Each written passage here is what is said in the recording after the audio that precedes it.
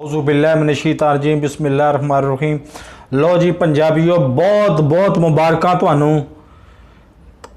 कुफर टूटा खुदा खुदा करके आज राजा रियाज साहब की धमकी के कुछ लम्हे बाद ही फिरदौस आशिक अवान साहबा ने अपने सरकारी ओहदे से इस्तीफ़ा दे दिया है। अल्हम्दुलिल्लाह, एक से तो जान छूटी जिसने पहले उस बेचारी बेगुनाह असिस्टेंट कमिश्नर को थप्पड़ दे मारा, बाद में उसने पीपल्स पार्टी के एक एमएनए साहब को थप्पड़ दे मारा। तो अल्लाह अल्लाह करके इससे तो जान छूटी है। आहिस्ता आहिस्ता आहिस्ता आहिस्ता जो फजली बटेरे हैं ना, फजली बटेरे जिनको नाम निहाद इलेक्टिबल्स कह के तो इस तहरीक इंसाफ में इलेक्शन से ऐन पहले घुसेड़ा गया था। कोई पीपल्स पार्टी से आया था, तो कोई नून लीग से आया था, तो कोई काफ लीग से आया था, तो कहीं कहीं से आया था। वो फजली बटेरे जो गोश्त को देख के ना गोश्त के ऊपर टूट पड़ते हैं, वो इस तरह से टूट पड़े थे तहरीक इंसाफ पर। तो वो आहिस्ता आहिस्ता इब्तदा हो गई है, आहिस्ता आहिस्ता वो ख़त्म होते जाएंगे।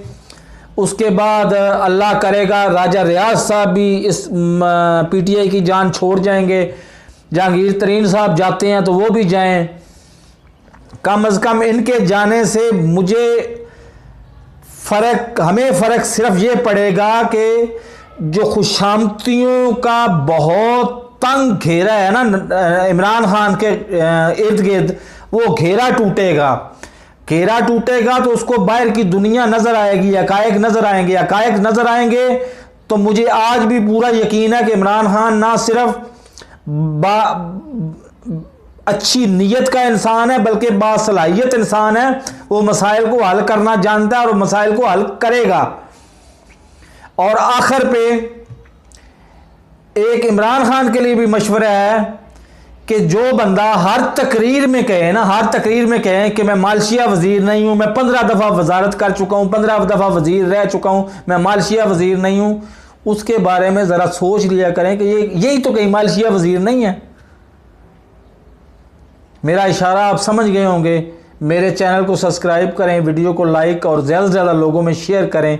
जहाँ तक शेयर कर सकते हैं लोगों में शेयर करें, और लाइक और सब्सक्रिप्शन तो करते ही जाएं ना। अल्लाह हाफिज़।